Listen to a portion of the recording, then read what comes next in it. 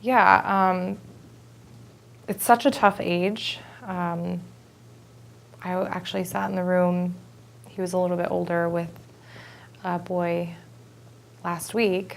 He has a terminal cancer, and he's chosen not to do any more treatments. He said, I will take quality of life over quantity. But we just sat and talked, and he's like, how do I get through this anxiety, and how do I get through this? And he was so upset because at that age, kids are mean. They don't know the severity of it, or they don't know how to handle the situation. They might think you're contagious, or they just don't know, or they don't know how to react to it. And so a lot of friends, I lost almost all my friends, to be honest. And I didn't want to be a burden to anybody else. I didn't want to be super depressing and to hang out with, even though I was sick all the time. And I think just being around people that are positive, like your family, and you really find out who your true friends are during that time, and to not let those people bother you or upset you. I would just say just to surround yourself with positivity, and keep doing exactly what you want to do. Don't let it oh, I can't do that. And I see a lot of that from our kids is, oh, well, my doctor won't let me go outside today. And I'm like, no, you can go outside. It's okay. Just to not let it overcome your life and defeat you completely, because it's a mind over matter thing too. I think if you just keep pushing, then every person's different, every treatment's different. So some treatments, they just make you really sick that you can't get out of bed.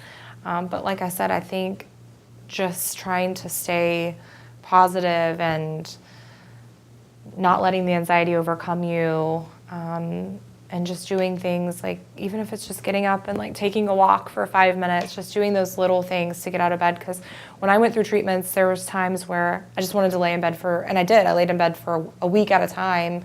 I didn't want to eat. I wasn't hungry. I felt sick. I just wanted to cry. And it makes you feel worse. And so just getting up and getting out of bed, that is one thing I think that is really important. And I definitely had a lot of support. And for me, support groups are negative to me. They give me a little anxiety because I have the thought of, oh, well, if it happened to them, it could happen to me, or, things like that.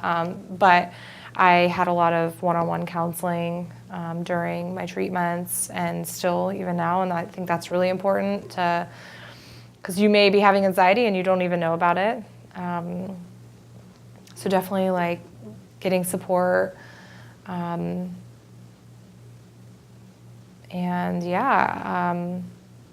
changing your diet. I know for my specific cancer, we have to be on a really specific diet.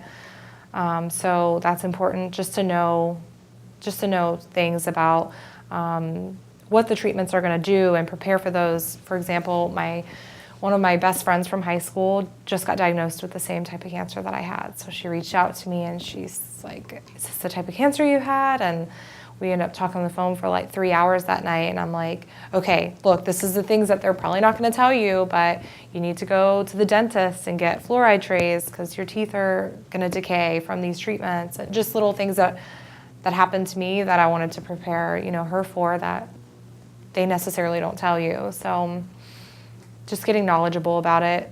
I would say not getting on the internet and looking at a bunch of things, but I really just think getting a second, third, fourth opinion is so important because there's just so many other options. I think a lot of people, you should trust your doctor, which is great, but there's just other options that may be better, and I've seen that a lot, where there's been, families that have just not gotten a second opinion, and I feel like it's just really, really necessary. And I believe in a lot of natural stuff.